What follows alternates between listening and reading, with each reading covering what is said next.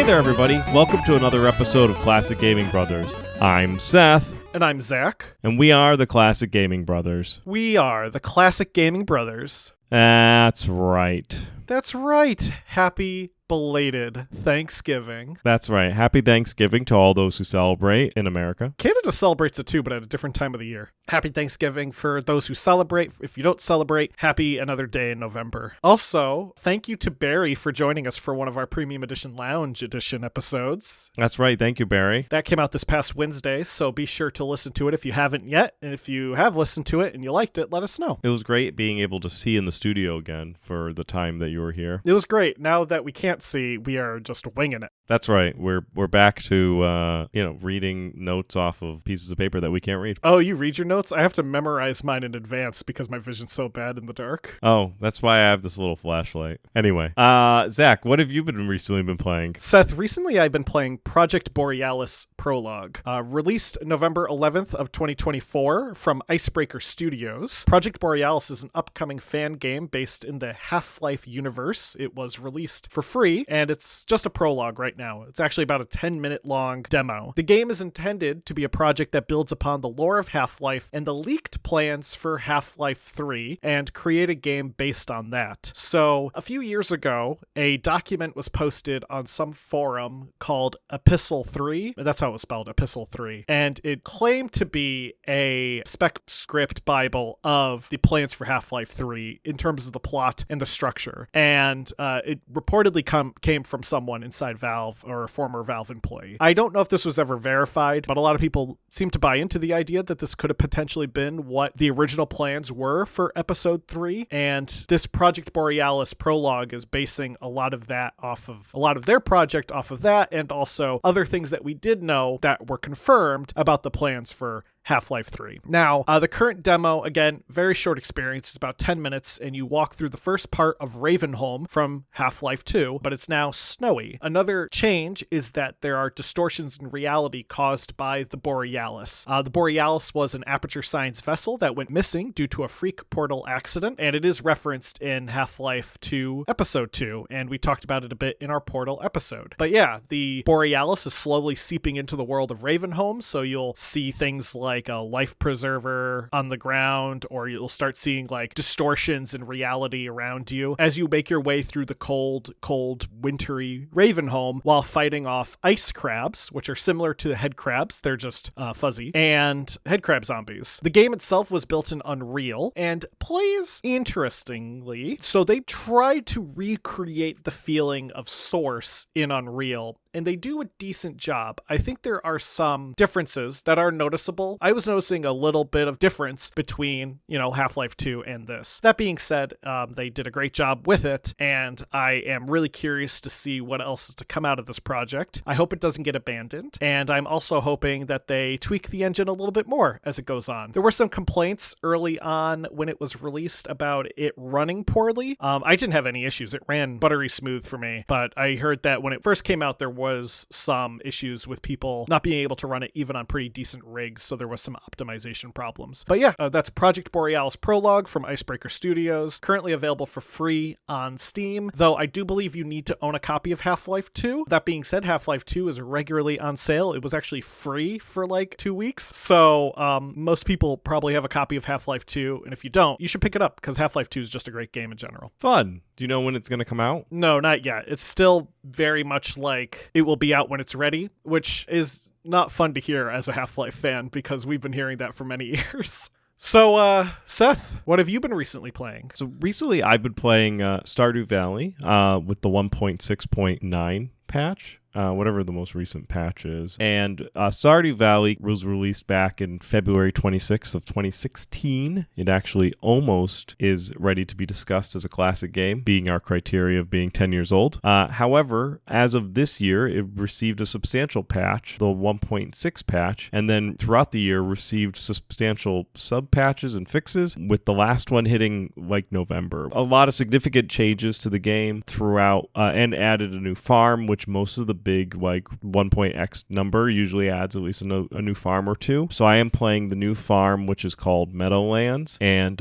it's a farmer farm. Well, an animal farmer farm, not a regular farmer farm. But so it's an animal farmer farm, and it starts you off with a chicken coop, 2 chickens, and 15 pieces of hay instead of parsnips. And you go through and you raise these chickens. You can go and buy parsnips and what have you, and they grow up to be actual chickens that will lay eggs, and then you have eggs.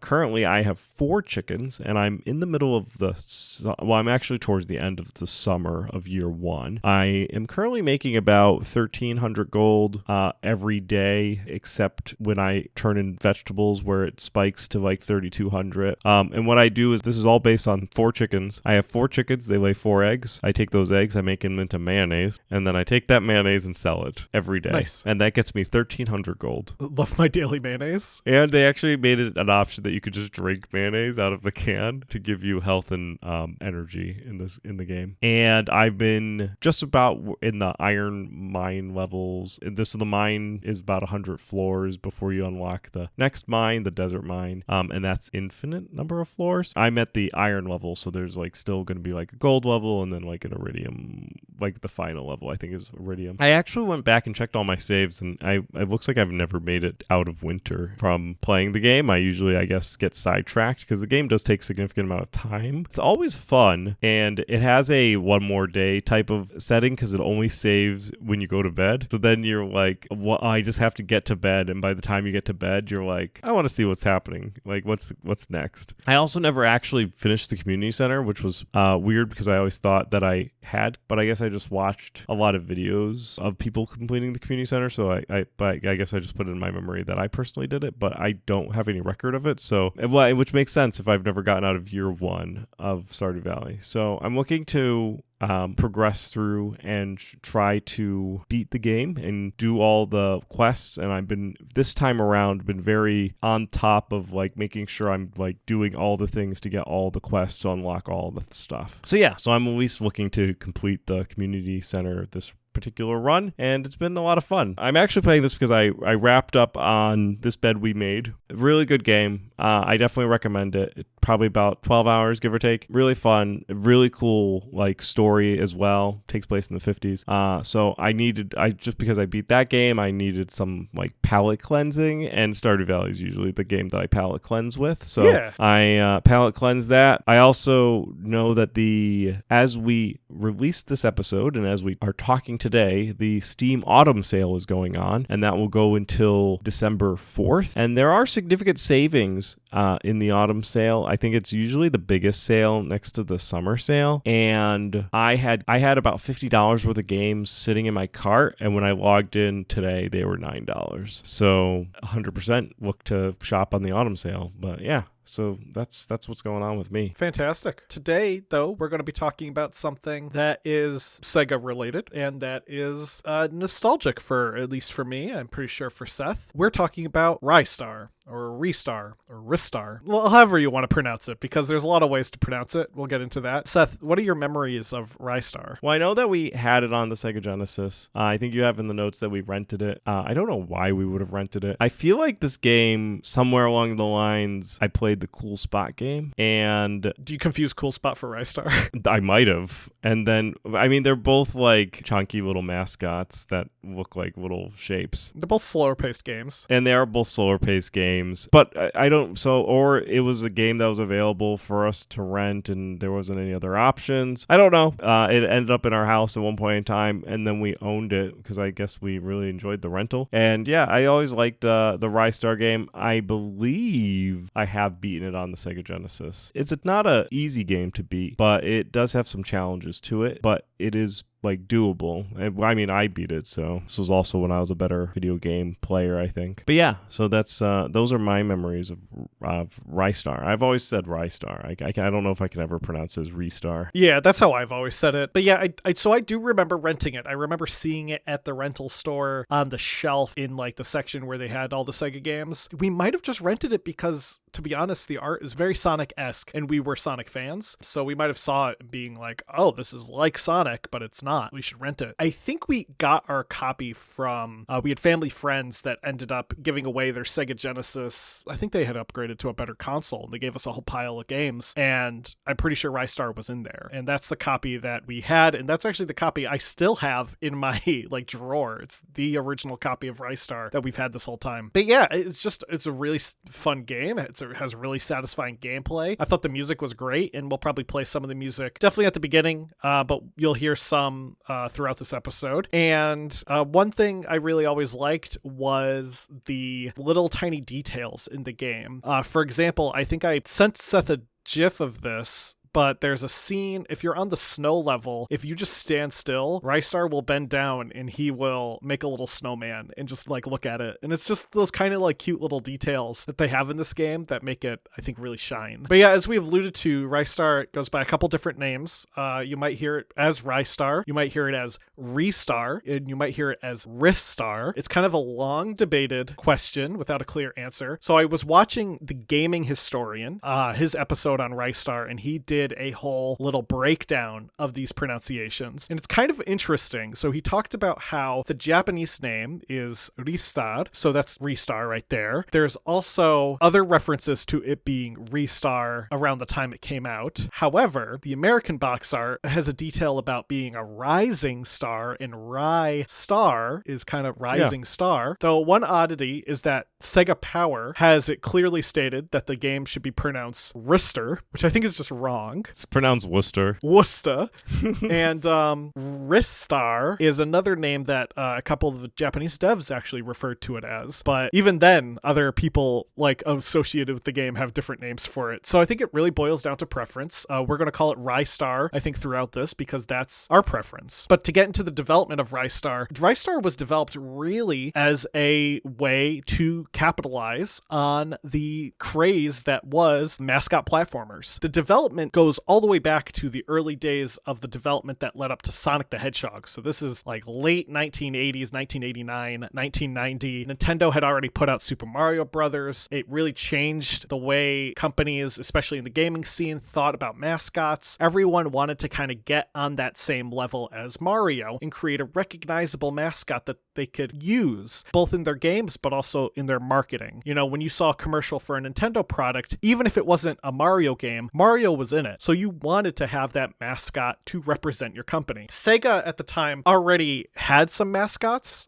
They actually had a couple. One of them was Alex Kidd, who was kind of an early mascot that they tried to really platform on the Sega Master System. However, when Sonic came along, Alex Kidd was kind of forgotten. And I think that's the case with a lot of these early mascots. When Sega was coming up with the idea for what would become Sonic, they wanted something, you know, hip. They wanted something cool. They wanted something that was kind of the opposite of Mario. They had a few ideas that they threw around. One was for a mustached man who kind of looked like Teddy Roosevelt wearing pajamas, and this design would actually get reused for Dr. Robotnik, though they ditched the pajamas. They also had an idea for a wolf wearing a US flag shirt, a dog wearing sunglasses, and a spiky-haired man in overalls. And they also had an idea for a rabbit. The rabbit stuck around for a bit. They played around with this idea of a rabbit for a while. There's a lot of early art that shows this kind of rabbit character. Some of the art is starting to look a bit more like Sonic. He's got kind of the longer look to him, and the kind of round head. But they were thinking what they could do with this rabbit was that he could use his ears as the mechanic. So his ears would stretch and they would grab onto things. Or you could stretch and grab onto like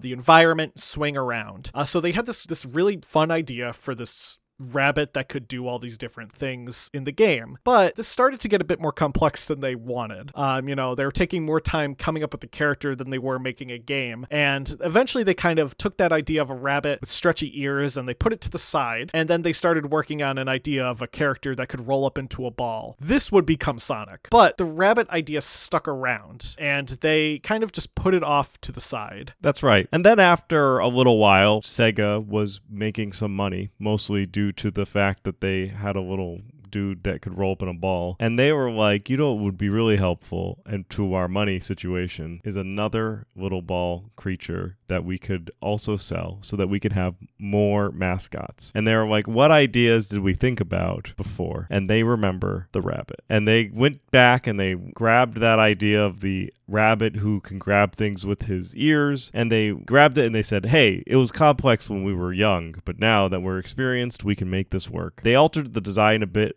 for one of the early prototypes, creating a rabbit-like character, and that was named Feel, which is kind of an uninspiring name. Feel was a ball-shaped character with points coming off of his body and head that appeared almost similar to a rabbit or cat ears. He had a black circular body and a bright yellow face. Another design has him with 3 points stuck together almost like Bart Simpson's hair. In the early prototypes, he wears white gloves and red and white sneakers like Sonic. This design would be used for one of the earliest prototypes of the game, which was distributed to magazines in 1994. Thanks to this, we do have some images of the early prototypes showing levels that appear very similar to the final game, but with Feel character and a Feel title screen. According to the cutting room floor, the design of the character had already changed by the end of 1993, but the prototype was still using the early design. In July of 1994, another prototype would be assembled with a change to the title screen and the main character. Feel was swapped out and changed from being a weird rabbit thing to being an anthropomorphic star, wearing a white and yellow sneakers and white gloves, and his name was changed from Feel to Ristar, the shooting star, which I feel like is a bit more inspiring than an emotion, or an action, I guess. It's not even emotion. I guess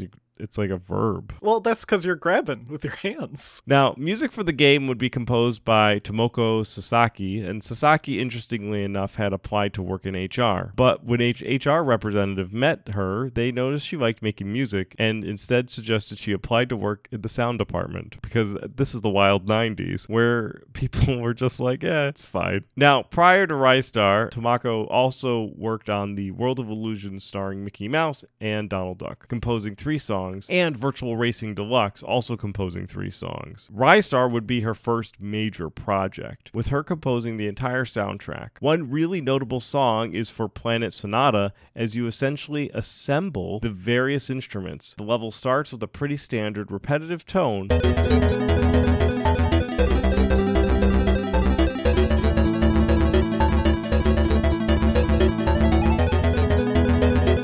but as you go through, you awaken songbirds by giving them a metronome, and once they receive the metronome, they will add vocals to the song.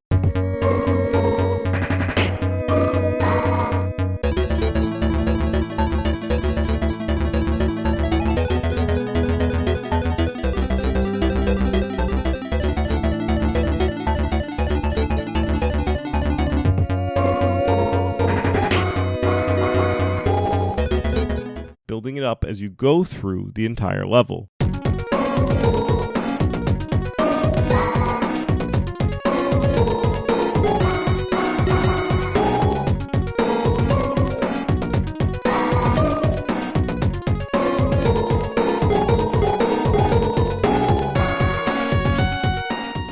It's really cool, and it's something that I think even playing it now is just a unique thing that you don't get with even like modern platformers that are designed to be retro. They don't do a lot of fun sound like music like that. And what's cool also about this is diegetic music, which that's your vocabulary word of the day is diegetic. Diegetic music, for those who don't know, means music that is in the scene, you know. So when you're watching a movie and there is an orchestra playing in the movie, that music is diegetic, as opposed to the score, which is layered on top of a movie, right? So this is diegetic music because it's actually happening in the world of Ristar. It's not just music that's happening in the background that Ristar can't perceive. There are birds singing, and you see them singing. And I just think that's really neat. It's also useful to note that despite a lot of similarities, Ristar was not developed by the Sonic team, the team that was involved in development of classic Sonic games. However, members of Sonic team were involved in the development, and members of the Ristar team would go to work on future Sonic team titles, such as Nights into Dreams, which is a game that was developed by the Sonic team, not about Sonic. Now, at the same time of the development of the Genesis version, another version of the game would be built for the Game Gear. For the Game Gear version, Sega would actually have it developed by Japan System House, who was their main developer for Game Gear conversions of Genesis games.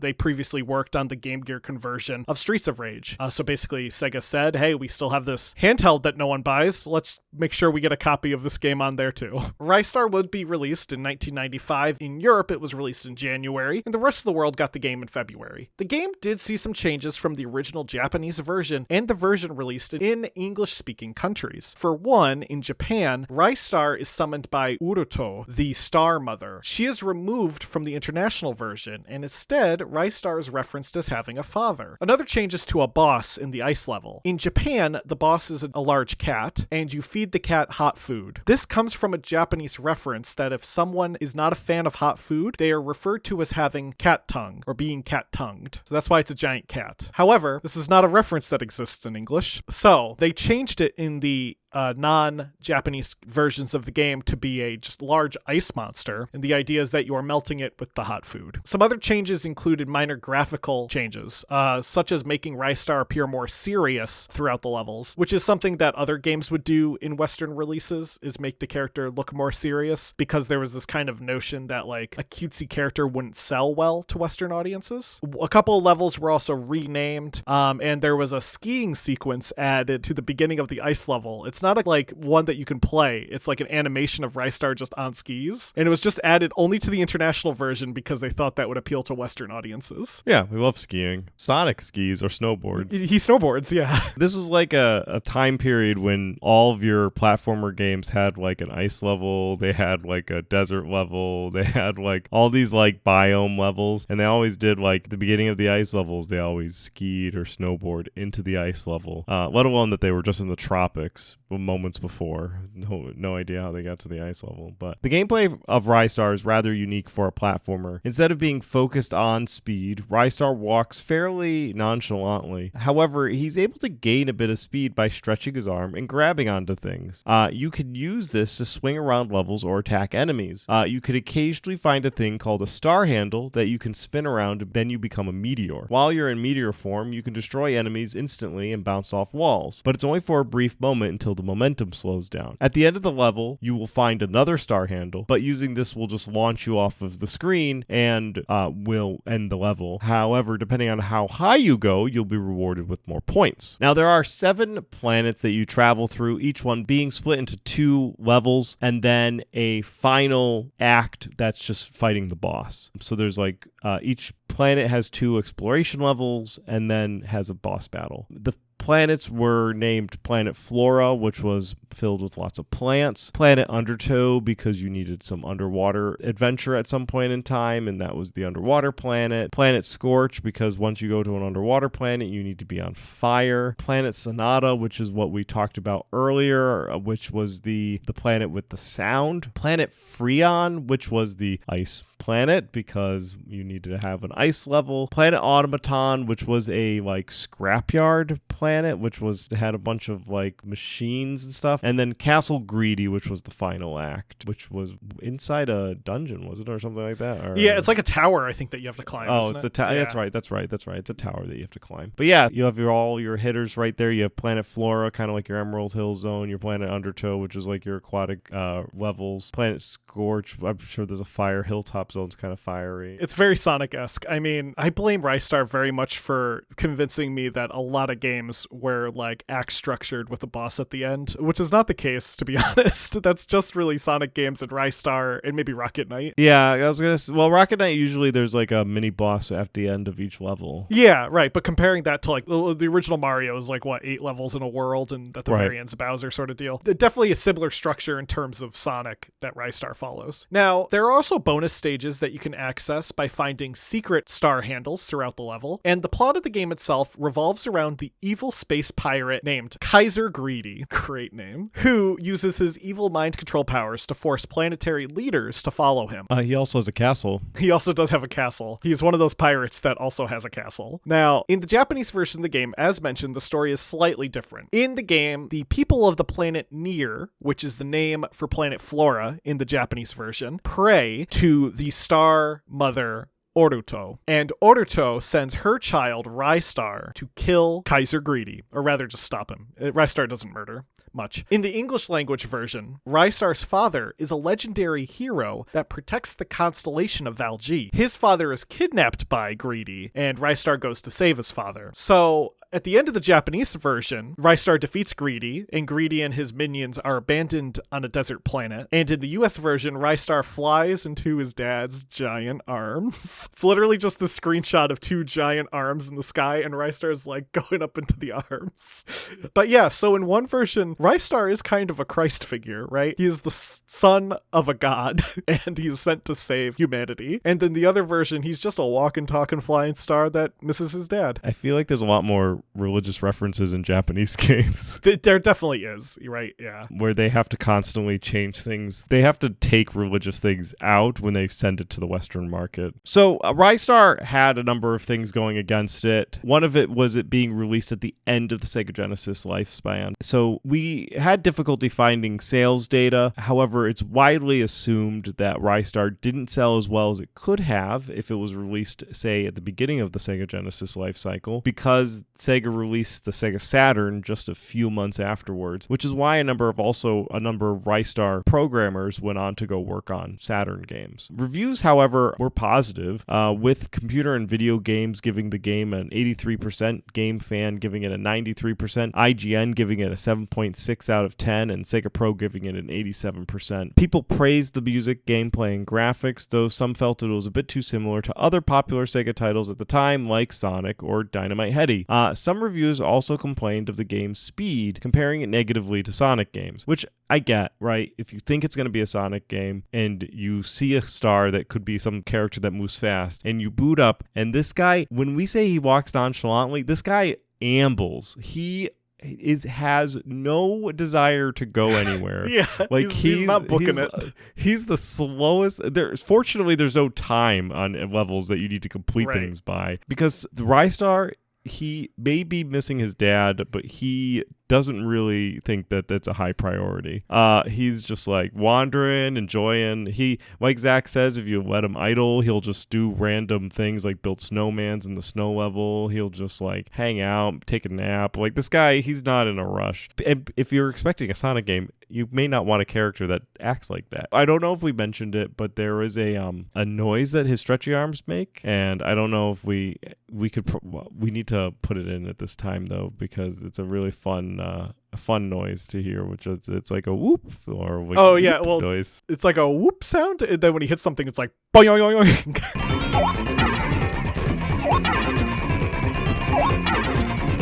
I don't know why a star has real long stretchy arms, but I don't know. Maybe his dad's Dalsham or something like that.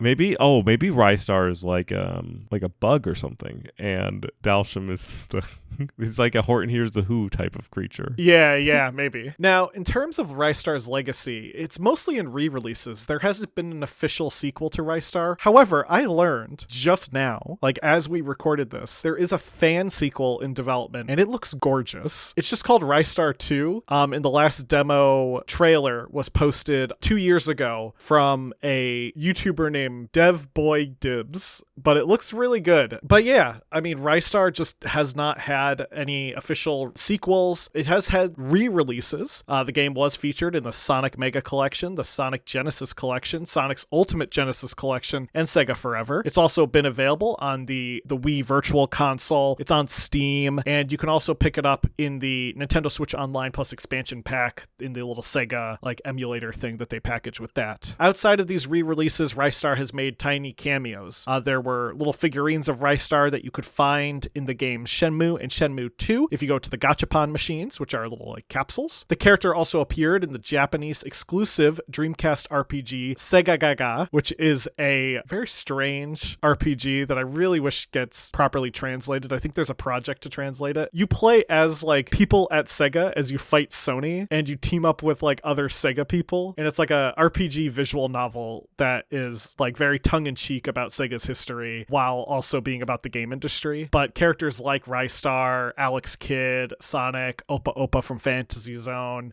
Samba de Amigo. They all show up in it at some point. And Ristar most recently has made appearances as a background character in Sonic and Sega All-Stars Racing and Sonic and Sega All-Stars Racing Transformed, where he appears in the first one as just kind of a background guy waving, and then in the Transformed, he's one of the flag bearers. But yeah, that's Ristar. It's a great game. Definitely check it out if you have never played it before. And Sega, if you're listening to this, give us Ristar 2, or give the guy making Ristar 2 a lot of money. So Zach and I have played a lot of good games, and we've played a lot of bad games. I feel like since starting this podcast, we've played a lot more bad games because we've been giving each other bad retro rewinds for a long time, up to and including the game that Zach assigned me to play, this very retro rewind. However, I think that when it comes to Ristar, it holds up. It's a joy of an action platformer type game. And if you haven't played Ristar, but you want a 16-bit action platform that is like a classic kind of like Saturday morning, get your cereal, play some Sega type of game, 100% play Ristar. It's a great game. It's really easy to understand. It's really easy to play through it. It's a challenging game, but ultimately it's a solid playthrough. That will do it for our Ristar episode. We're going to get into our retro rewind. I'll go first. Seth had me play Tommy Lasorda Baseball, better known by people as Bill Clinton Baseball. Why is it called Bill Clinton Baseball? Well, because the art of Tommy Lasorda kind of looks like Bill Clinton. I could probably have taken the notes from Tony La Russa Baseball that Seth played last episode and just copy and paste it, because my experience was nearly identical. Tommy Lasorda Baseball was developed by Sega and released in 1989, and you play baseball against an AI team. I played as Boston, and I played against Baltimore. I actually went back and looked, Seth. You played as Baltimore and played against Boston. Yeah. Now, I proceeded to have my butt handed to me because not only could I not figure out how to properly hit the ball, I also couldn't strike anyone out. And also, the other players kept trying to steal my bases, which is exactly what happened to Seth. I might have accidentally played Tony La Russa Baseball, but I double checked. It was in fact Tommy Lasorda. It's okay.